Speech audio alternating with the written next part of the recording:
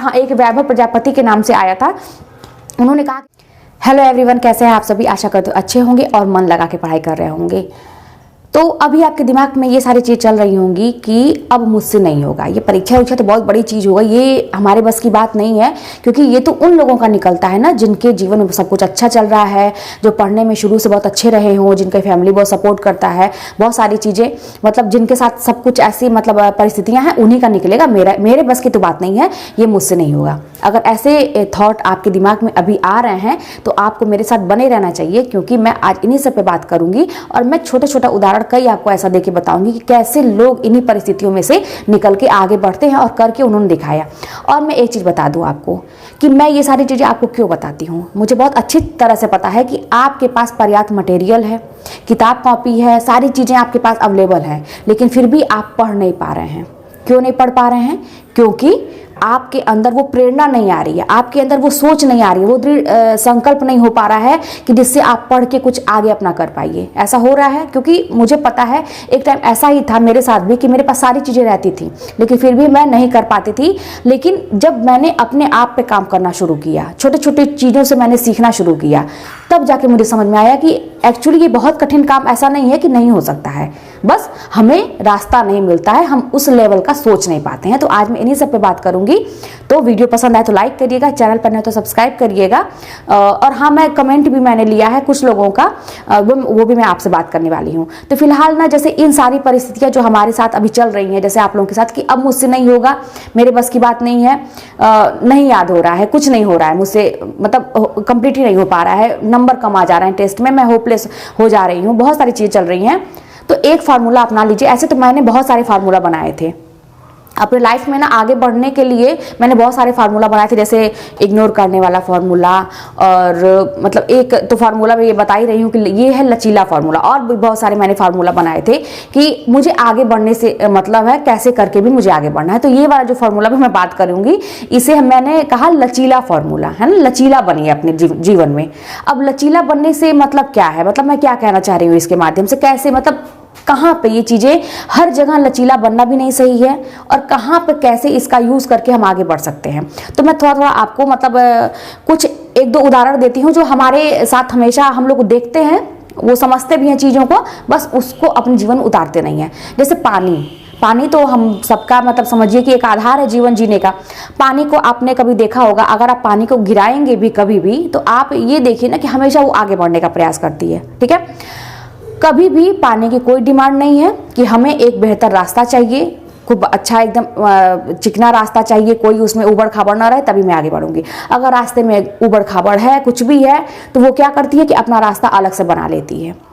हमेशा आगे बढ़ने का प्रयास, अगर कोई सुराग भी है तो उसी के रास्ते से वो आगे बढ़ने का प्रयास करगी। मतलब कहने का है कि पानी से हमें सबसे पहले सीखना चाहिए कि कैसे आगे बढ़ना है, अपना रास्ता खुद बनाना है हमें, किसी से कोई डिमांड नहीं, किसी चीज़ की नहीं, जैसी परिस्थिति है उसी के अनुसार हमें अपने आप को ढाल देना है। समय की क्या मांग है, हमारा समय इस समय क्या चाहता है हमसे, ठीक है।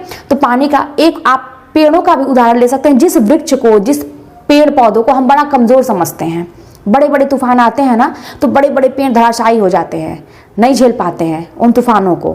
लेकिन छोटे पौधे या ऐसे पेड़ जो बड़े लचीले होते हैं, वो टिके रहते हैं, उसके बाद वो आराम से खड़े हो जाते हैं उस तूफान के बाद। तो इन सारी चीज़ों से ना अपने आप को रिलेट करना चाहिए। कैसे?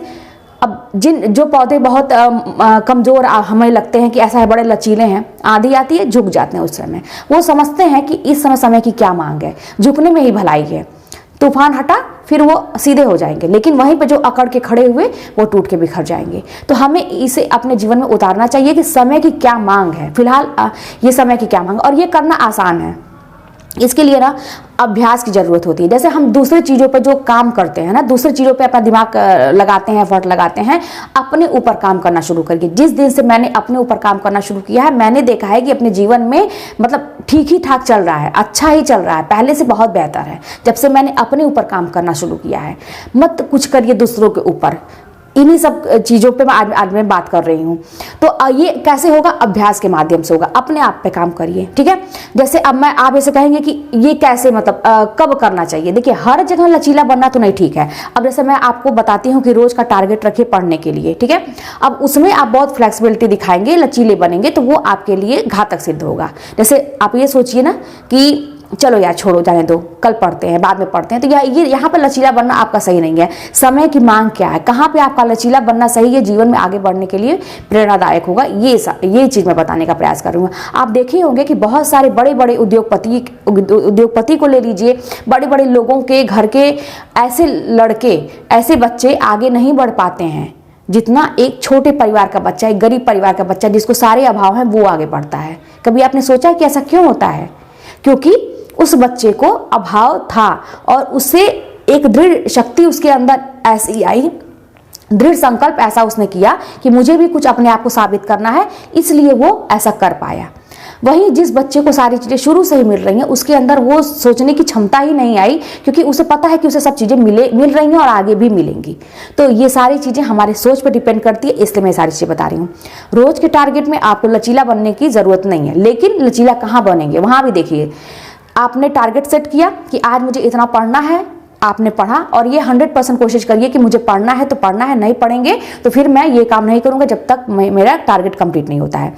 फिर भी अगर बाय द वे हम लोग का जीवन ही चल रहा है भाई, बहुत सारी चीज़ें चल रही हैं हमारे जीवन में, आप बीमार पड़ जाते हैं या किसी भी वजह से मतलब आपका टारगेट पूरा नहीं होता है, तो दूसरे दिन आपको बहुत ज़्यादा चिंता करने की आवश्यकता, उसी दिन ऐसा मतलब उस दिन या दूसरे दिन चिंता करने की आवश्यकता नहीं है कि अब मैं क्या करूं।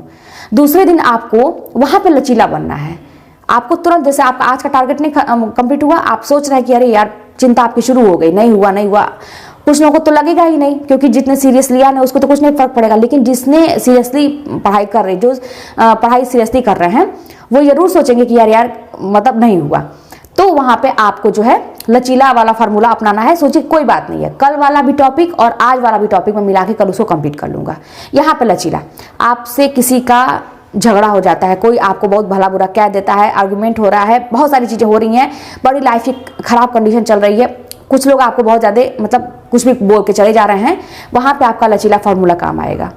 वहां पे उलझने से अच्छा है ना, आप ये सोचिए कि उलझने से अच्छा है कि यहाँ पे अरे छोड़ो, जाने दो भाई, उसका जितना दिमाग था उसने काम किया, कुछ दिन में माहौल शांत हो जाएगा तो मैं बात कर लूंगा या बात कर लूंगी, तब देखते हैं, फिलहाल के लिए जाने दो इसको, हम अपना उस पर अपना काम करेंगे, अपने ऊपर काम करेंगे। तो यहाँ पर लचीला बनना आपका स्वाभाविक सी बात है।